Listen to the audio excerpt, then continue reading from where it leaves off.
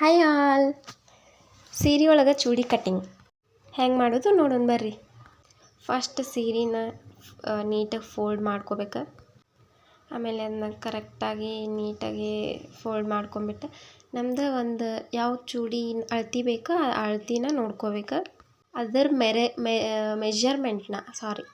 ಅದರ ಮೆಜರ್ಮೆಂಟ್ ಎಷ್ಟಿದೆ ನೋಡಿಕೊಂಡು ನಾವು ಅದನ್ನು ಇಡಬೇಕಾಕೈತಿ. ಅದರ ಅಳತೆನ ನಾನು ಇಡಾತಿದ್ದೆ. ಎಷ್ಟಿದೆ ಅಂತ ನೋಡೋದಕ್ಕತ್ರ ಅದು 24 ಇದೆ. 24 ಅದೆಷ್ಟೈತಿ ಅಷ್ಟು ಅಳತೆನ ಇಟ್ಕೋಬೇಕು. ಸ್ವಲ್ಪ ಜಾಸ್ತಿ ಬೇಕಂದ್ರೆ ಜಾಸ್ತಿನೂ ಇಟ್ಕೋಬೋದು. ಅದರ ಅಳತೆಗೆ ಸೀರೆನ ನಾವು ಕಟ್ ಮಾಡ್ಕೋಬೇಕು. ಮಾಡಿಕೊಂಡು ಫಸ್ಟ್ ಲೈನಿಂಗ್ ಪೀಸ್ನ ನಾನು ಕಟ್ ಮಾಡಾತೀನಿ. ಲೈನಿಂಗ್ ಅದರದ್ದು ಸೀರೆ ಒಳಗಿನ ಒಂದು ಪಾರ್ಟ್ನ ನಾನು ಕೆಳಗೆ ಲೈನಿಂಗ್ ಹಾಕಾಕತ್ತೀನಿ. ಇವಾಗ ಕಟ್ ಮಾಡ್ತಿರೋದು ಲೈನಿಂಗ್ ಪಾರ್ಟ್. ನಾವು ಡೈಗ್ರಾಮ್ ಹಾಕಬೇಕು. ಅಲ್ಲಿ ಸ್ಟಾರ್ಟಿಂಗ್ ಇಲ್ಲಿ ಕೊಳ್ಳ ಕಡೆ 2 ಇಡಬೇಕು. ಆಮೇಲೆ 3 ಇಟ್ಕೊಂಡು ದಪ್ಪ ಇರೋರಿಗೆ ಸ್ವಲ್ಪ ಮೆಜರ್ಮೆಂಟ್ ಜಾಸ್ತಿ ಬೇಕಾಗುತ್ತೆ, ಅರ್ಧ ಇಂಚ್ ಅಷ್ಟೆ.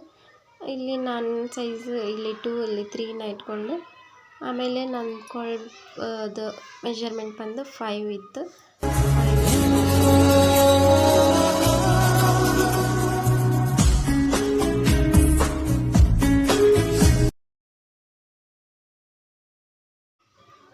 ಸ್ಲೀವ್ ಕಡೆ ಬಂದು 5.5 ಇದೆ.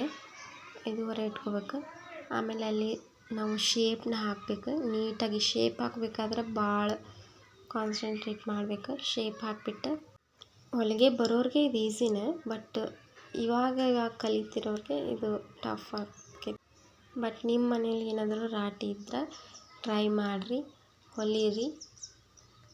ಕಟ್ಟಿಂಗು ಭಾಳ ಇಂಪಾರ್ಟೆಂಟ್ ಆಕೈತಿ. ನೀಟಾಗಿ ಕಟ್ ಮಾಡಿರಿ.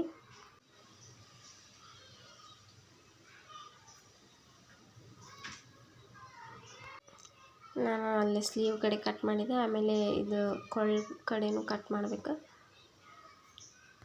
ಫ್ರಂಟ್ ಪಾರ್ಟ್ ಅಷ್ಟೇ ಕಟ್ ಮಾಡಬೇಕು. ಇವಾಗ ಬ್ಯಾಕ್ ಪಾರ್ಟ್ನ ತೆಗೆದುಬಿಡ್ಬೇಕು. ಇದು ಬ್ಯಾಕ್ ಪಾರ್ಟ್ನು ನೀವು ನಿಮ್ಗೆ ಎಷ್ಟು ಮೆಜರ್ಮೆಂಟ್ ಅಳತೆ ನೋಡಿ ಕಟ್ ಮಾಡ್ಬೇಕ್ರಿ. ಇದನ್ನು ನಾನು ಇಷ್ಟೊತ್ತು ಕಟ್ ಮಾಡಿದ ಲೈನಿಂಗ್ ಅರ್ಥ ಆಯ್ತಾ. ಇದು ಮೇಲೆ ನಾವು ಚೂಡಿ ಏನು ಪ್ರಿಪೇರ್ ಮಾಡತ್ತೀವಿ ಅದು ಮೇಲ್ಗಡೆ ಬರ್ತೈತಿ. ಇದ್ರ ಮೇಲೆ ಲೈನಿಂಗ್ ಇಟ್ಬಿಟ್ಟು ನಾವು ಕಟ್ ಮಾಡೋದು ಅಷ್ಟೇ. ಲೈನಿಂಗ್ನ ನಾವು ಏನು ಕಟ್ ಮಾಡಿರ್ತೀವಿ ಅದು ಸೇಮ್ ಇದನ್ನು ಕಟ್ ಮಾಡಿ ಬಿಡಬೇಕು. ಅರ್ಬಿನ ಅದ್ರ ಮೇಲೆ ನೀಟಾಗಿ ಇಟ್ಕೊರಿ. ಆಮೇಲೆ ಅದರದ ಸೈಜ್ ಕಟ್ ಮಾಡಬೇಕು.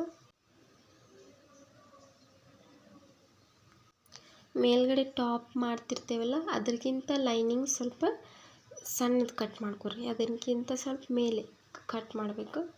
ನೆಕ್ಸ್ಟ್ ವಿಡಿಯೋ ಸ್ಟಿಚಿಂಗ್ ವಿಡಿಯೋ ಆಗಿರ್ತೈತಿ ನೋಡಿರಿ. ಸಬ್ಸ್ಕ್ರೈಬ್ ಮಾಡಿರಿ, ಫಾಲೋ ಮಾಡಿರಿ, ಕಮೆಂಟ್ ಮಾಡಿರಿ. ಬಾಯ್ ಬಾಯ್.